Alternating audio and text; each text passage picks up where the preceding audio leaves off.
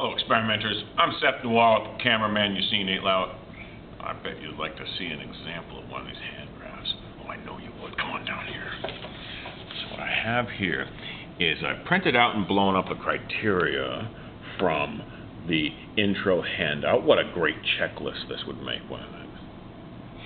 Alright, and I have some fake data here. I have some X with units, and some Y versus some Y with units stinu. Oh, I'm so clever. Alright, so we take one of our pieces of graph paper here.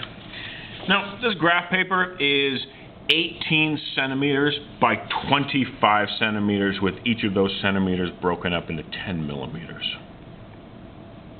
Okay, so first thing we notice is that we need to have a graph that takes up 75% or more of the graph paper.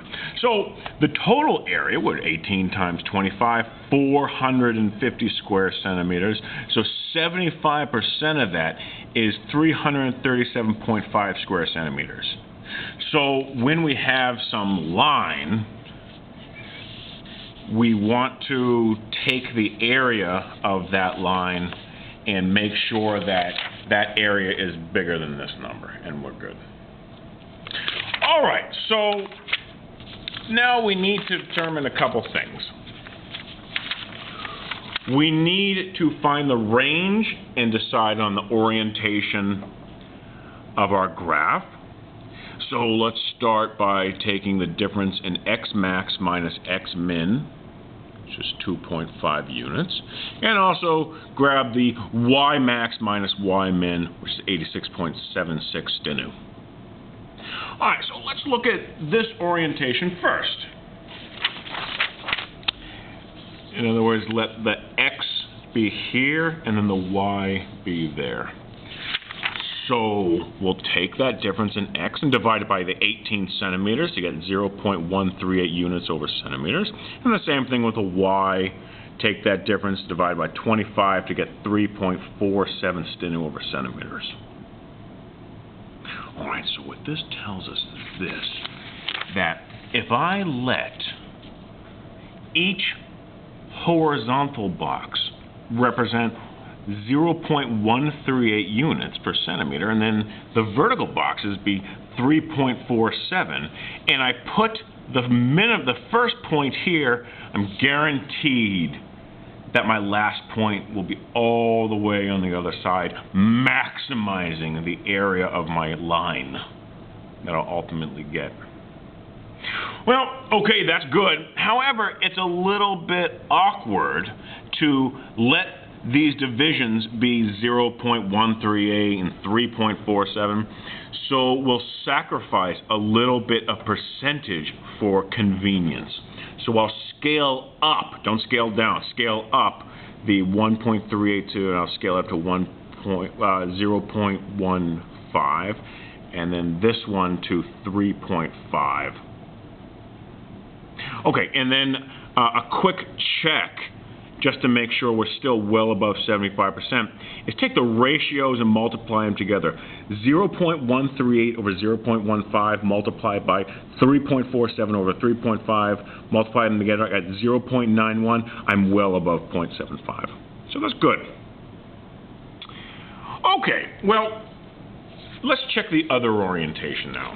This way, let the x be here and the y be there. So, same procedure, 2.5 divided by 25. Oh, that's 0.1 units per centimeter. Oh, that's nice. That's nice. And the 86.76 divided by 18, which is 4.82 stinu per centimeters. Scaling up for convenience, so I don't have to scale this one up. That's already a nice little 0.1. And then I'm going to scale this one up to 5 stinu per centimeters. Once again, the quick check, take the ratios, 0.1 over 0.1, and then 4.82 over 5, which is 0.96, well above 75%. We're good. I'm going to use this orientation here. Terrific. Okay, so start off with putting the title up here. Some TAs prefer you to spell out the title. In other words, if this was distance versus time, write the word distance and write the word time. So I'm y versus x. So y versus x, and put your name in section. I am Darth Vector, and I am in section I. And then label the ordinate y, and that's in stinu, and then x, and those are in units. And then enumerate them. 0.5, Here it is, already done. Enumerated abscissa, enumerated ordinate. And now we're ready to plot our data. So, let's see. First point, 0.5, 7.65. So that's right here, and then here it is, all plotted. All right, here, here, here. Ooh, that one looks like a bad point. Here and here. So before I clearly show the data, I want to point out that I put the scale on. The vertical is 1 centimeter is 5 stinu, horizontal 1 centimeter is 0.5 units. And to clearly show the data, we circle each good point, and this point is clearly not linear with the rest of them, probably some bad points and bad measurement. So we put a box, a square around that bad point. And so now we want to put in our line of best fit. To do that, we want to put proportionally just as much points above as below our line of best fit. So it's good to have a clear, transparent ruler. We want to be careful too, because this bad point, we want to ignore it from our mind when we put this bad point. In other words, like if it's there and I want to include it, but I can't. I got to force myself to ignore it, and then put in your line here. And now we want to find 2 points that are non-data points on the line far away. In other words, when I mean non-data points, none of these. So my first non-data point, I got 0.6, 13.25, that's on the line, and then all the way up here, 2.9, 94.75. So we'll call this y1, x1, y2, x2, because we need to do some algebra. Find the slope using those 2 points, the change in y over the change in x, which is 35.43 stinu per unit. And then we want to find the intercept.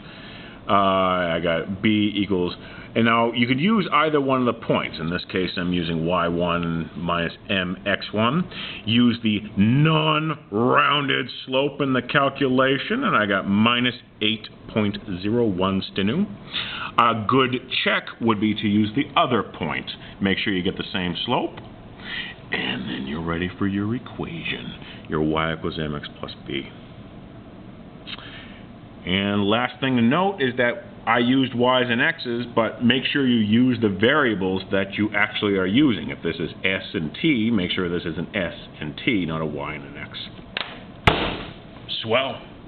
I hope it helped. Good luck.